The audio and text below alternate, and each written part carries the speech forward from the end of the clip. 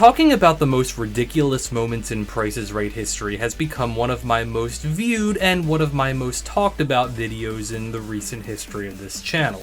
With a show that's been on the air for almost 50 years, it's obviously going to have a lot of crazy moments that happen, and these ridiculous moments are inevitable. So if you haven't seen part 1, I highly recommend you do so, because I'm about to present to you 10 more ridiculous Price is Right moments. As always, if you love this kind of content, please subscribe to this channel, like this video, and leave amazing comments below, because a little feedback goes a long way. First off, an honorable mention, the Yolanda Incident. In my original 10 most ridiculous moments on The Price is Right, I did not include the infamous Yolanda Incident because I felt like it deserved a video of its own. In addition, I didn't feel like the moment was so much ridiculous as much as it was just really bad luck on her part. If you want to see a more in-depth explanation about the event and my feelings about it, see the video The Yolanda Incident also on this channel. All links will be provided below in the info section and at the end of this video. And now, the main list. Number 10. Reach into my pocket. Starting in 1977, when a contestant made an exact bid during the one bid round, they would win a $100 bonus when coming up on stage. The way this was presented was Bob would ask the contestant, usually a female, to reach into his pocket and pull out the money themselves. This went on until around 1993, when all contestants were simply handed the cash. In an interview with the Washington Post in 2001, Bob stated, "I received letters of complaint from feminists who said that they thought that I was exploiting women by asking them to reach into my pocket for the $100 bill. Frankly, I thought it was a privilege for them." Watching this as a kid, I never thought anything of it. Today, looking back, it is a bit cringy. Now, we can argue until we're blue in the face over if this should be an acceptable practice or not. But perhaps the best way to handle this is that we acknowledge it happened, we understand the context behind it, and then we move on in life a little wiser for the wear. The world continues to move forward, and so will this list. Number 9. Contestants in the bathroom. It's never ideal for anyone to be in the bathroom during major life moments. But yes, it does happen even during large-scale television tapings. Talk about going with the flow.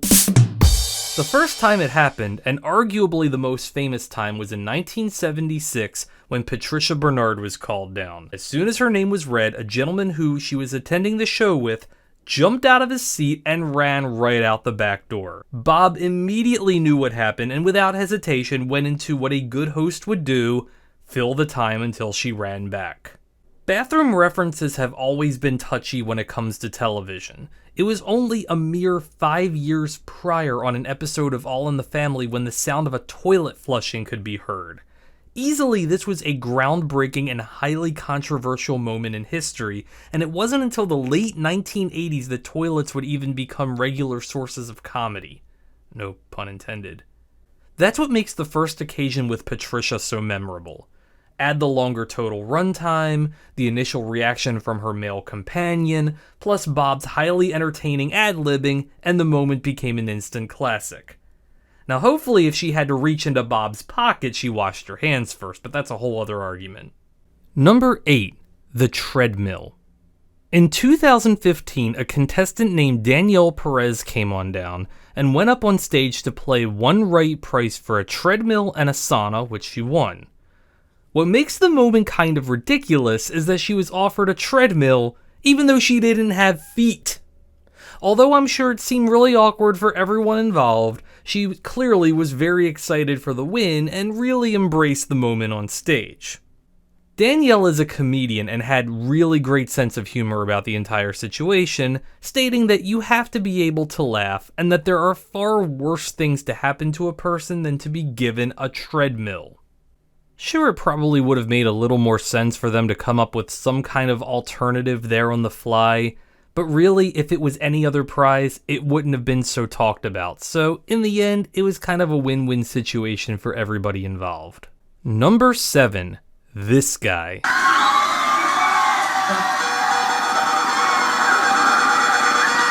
how's that for a spin? Look at that.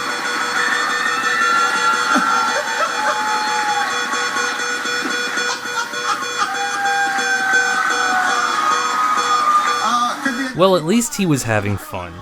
Number 6. A gynecologist in a Steelers jersey named Dr. Bummer bids $69. $69. $69.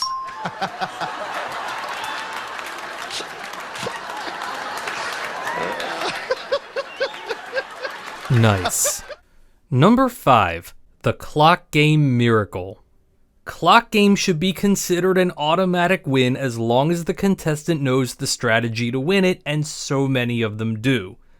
This contestant clearly did not know the strategy and seemed destined to lose the game spectacularly, but fate would lend a hand. 193. Higher. 540. Higher. 820. Lower. 700. Higher. 749.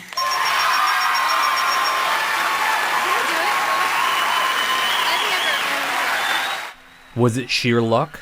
Was it always her plan? Who knows. The win almost killed Bob though.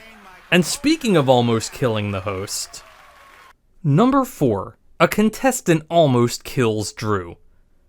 Here we have a contestant who is so excited to get up on stage that she pulls Drew down to the stage floor with her, with his back bending in a direction that I'm sure did not feel good at the time, or later that day for that matter. And like the pro that he is, he gets back up and continues on, and she's still quite excited. Luckily, Drew survived this, but this was not an isolated event by any means. Drew has certainly been manhandled on stage before, and so have Drew's celebrity guests. Number 3. A contestant almost kills Drew, then pounces Neil Patrick Harris. This contestant was so excited when she got up on that stage that she jumped Drew and almost sent him straight back into the set. And then to top it off, NPH himself was on this show, and she then proceeded to basically take him down to the ground with great exuberance. If you haven't had that discussion yet with your kids about the birds and the bees, well, this wouldn't be the worst time.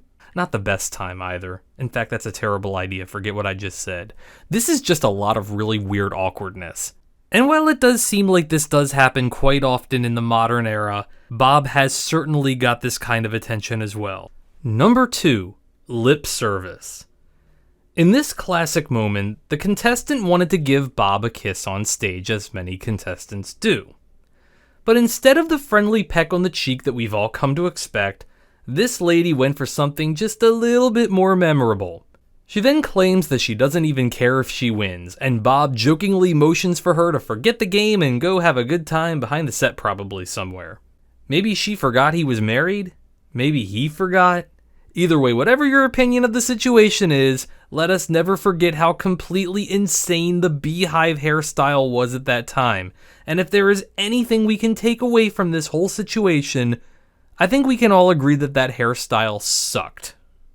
And number 1, Pauline. To end this list with yet another bizarre moment involving a contestant getting a little too comfortable with the host. In November of 1980, Grand Game was played for the usual $10,000 and the game had not been won yet to this point. The contestant Pauline is somebody I would describe as a very intimidating woman whom Bob seemed to be quite nervous around at this point, probably due to his constantly getting picked up and tossed about by women of Samoan backgrounds who are also generally intimidating in stature. When it came down to the final product, Pauline mentioned that she was going to keep her distance because she feared she would hurt Bob. Pauline won the game, and then started chasing Bob around the stage with, I would assume, the intentions of hugging him. Watching Bob run around legitimately horrified is one of those classic moments that probably would have been easily forgotten about if it wasn't so ridiculous. Again, folks, if you haven't seen part 1, please do so, and don't forget to like this video and subscribe to this channel so I can continue making more videos for you all. Take care of yourselves, and I'll see you next time.